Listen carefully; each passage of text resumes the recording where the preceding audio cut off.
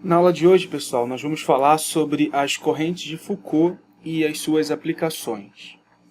Vamos desenhar aqui duas situações. Na primeira, em que nós temos uma espira condutora que você solta em queda livre, e embaixo nós temos um ímã, por exemplo, com o polo norte para cima. Nós já vimos nas aulas anteriores que essa aproximação da espira vai causar uma variação do fluxo magnético e vai criar um campo induzido que vai tentar se opor a essa variação. Em outras palavras, como esse cara está se aproximando do ímã, ele passa a sofrer uma força magnética de repulsão. Ou seja, essa espira cai com uma aceleração menor que a aceleração da gravidade. De forma análoga, a gente pode imaginar que a gente tem um pêndulo aqui maciço que está oscilando e de vez em quando ele passa por uma região que tem um campo magnético, por exemplo, apontando para dentro da tela. Na outra figura, a gente também tem um pêndulo metálico, só que em vez dele ser todo maciço, é como se fosse um garfo. Ele tem várias linhas aqui em que são vazias, que não existe o material, ele não é completamente maciço. Quando esse cara passa pelo campo magnético, também são criadas correntes induzidas nele. E da mesma maneira que na espira anterior, essas correntes induzidas provocam uma frenagem no movimento desse pêndulo. Essas são as correntes de Foucault.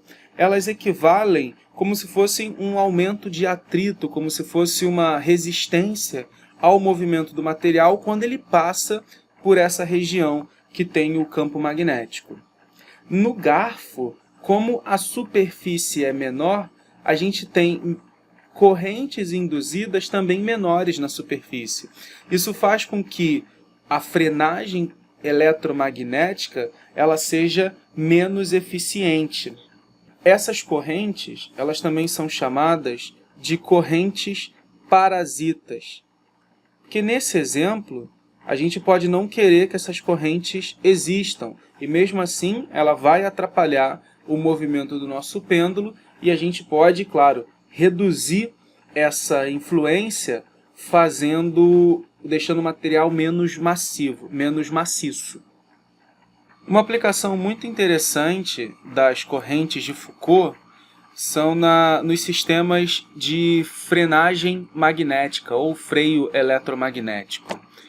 A ideia é que você tenha ao redor do trilho do trem uns eletroímãs que a princípio não possuem nenhuma corrente elétrica, ou seja, eles não estão funcionando como ímã ainda.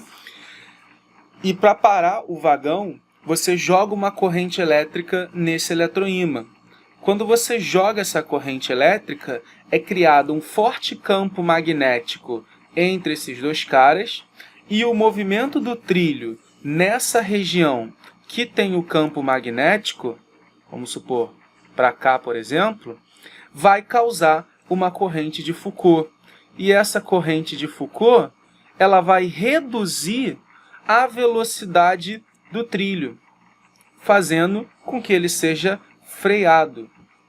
Essa aplicação ela é muito eficiente, muito interessante, porque diferente do freio normal, que é aquele que você pressiona o trilho contra algum material, que seria o freio do vagão, ele não esquenta o eletroímã, ou seja, ele não esquenta o freio, ele só aquece o trilho. Isso faz com que o sistema seja muito mais eficiente.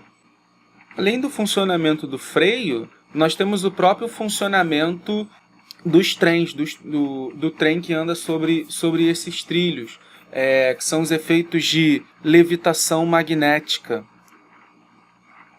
Isso faz com que o atrito com o qual o trem ande sobre o trilho seja menor, porque em vez de ele estar em contato direto com a superfície, ele vai estar levitando, como se fosse um imãzinho aqui, norte-norte, por exemplo, em que um deles geralmente é um eletroímã, e ele evita esse contato direto, fazendo com que o atrito seja bem menor e muito mais fácil de movimentar esse trem aqui.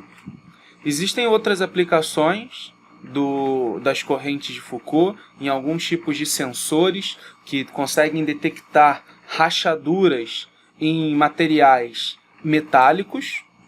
E outra aplicação, mas dessa vez é uma aplicação indesejada que funciona como uma corrente parasita, é o que ocorre nos transformadores, que vai ser o assunto da nossa próxima aula.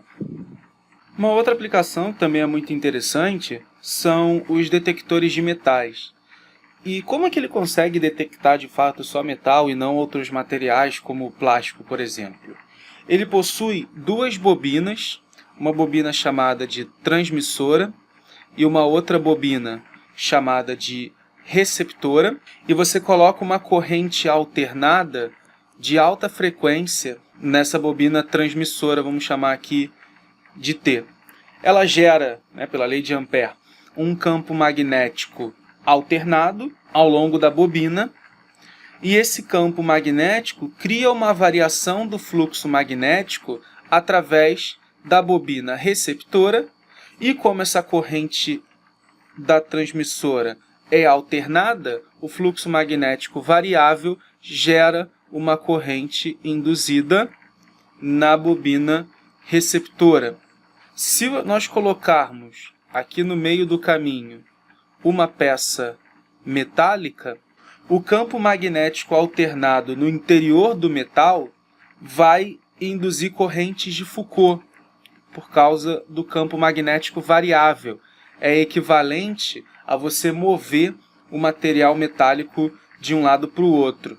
Então a bobina receptora vai responder a essa superposição de dois campos magnéticos, um produzido pela bobina transmissora e o outro produzido pelo metal.